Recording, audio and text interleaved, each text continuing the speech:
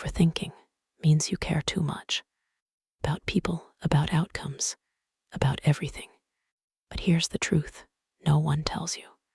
The pain of overthinking isn't random. It comes from how your brain handles threat, control, and identity. And the more you try to fix it, the worse it gets. You don't gossip. You're just trying to feel less alone. Sometimes you don't have real people to talk to. So you laugh, distract yourself, scroll, just to escape the pressure in your head. In reality, scrolling through materials is starting to control us.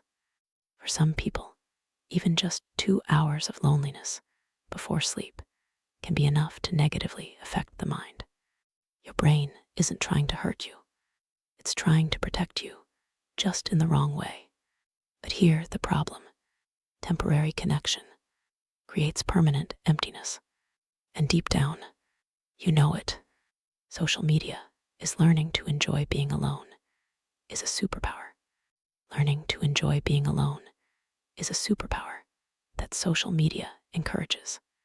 Okay with being alone, doing things alone, struggling alone, fighting alone sometimes drain us.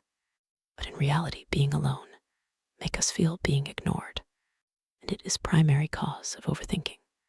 Loneliness can break us, and facing your emotions alone is scarier than you might think. You're not overthinking. You're emotionally stuck. Unfinished emotions create unfinished thoughts.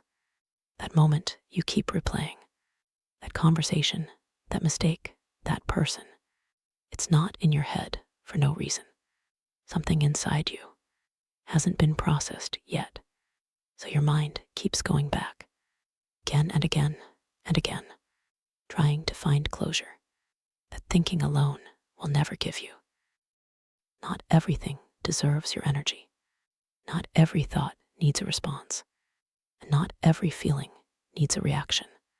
But you hold on to people, to outcomes, to things you can't control. And the more you hold on, the heavier your mind becomes. The truth is simple. The more you let go, the quieter your mind gets. You want respect. You want attention. You want to be liked. But external validation is a psychological prison. You're not afraid of people. You're afraid of what their opinion means about you. So you compare. You overanalyze. You try to be perfect. And slowly, you lose yourself. Comparison is ruining your life because you're measuring your inside against someone else outside. You don't need to be respected by everyone. Trust yourself, not them. You say you want a better life, but you're still thinking like your old self. You're too soft for the life you want. Overthinking feels safe because action feels risky. So you stay in your head instead of stepping into your life. Some goals feel easy.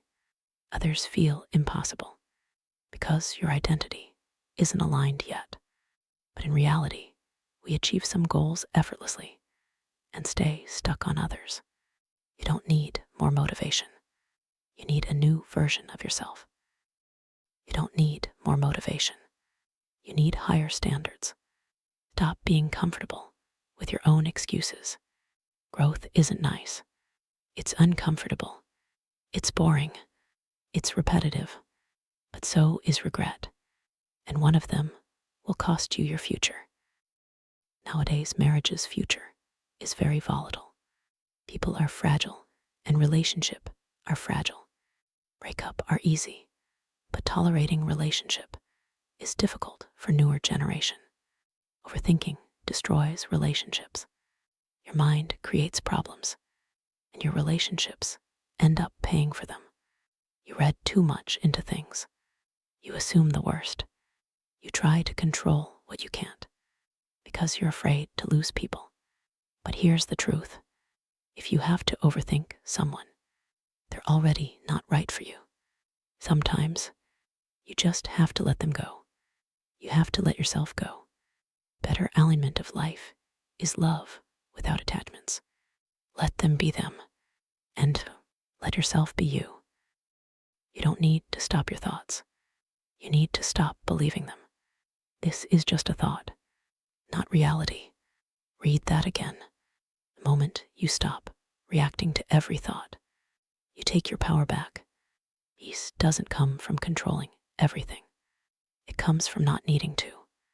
If you experience anxiety or overthinking, try to see them as gentle pauses and recurring loops in your life. Accept them as sweet loops and sweet hesitation. They are natural and part of life, but they don't have to control you. They come and go. Focus on being present and appreciating what you have, especially your time. Turn your time into a space for self-love, not self-criticism.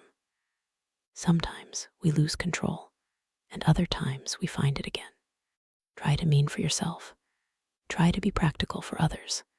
Try to be kind for yourself. Stop caring too much. Stop being perfect. Your brain is trying to protect you, but the way it's doing it is slowly hurting you. You don't need more answers. You need less fear. You don't need to think more. You need to live more. Because at the end of the day, you don't need a different life. You need a stronger mind. Your environment plays a big role in how you think and feel. Surround yourself with people and things that support your growth. Limit exposure to negativity, whether it's from media, social networks, or toxic relationships. A positive environment makes it easier to break the cycle of overthinking.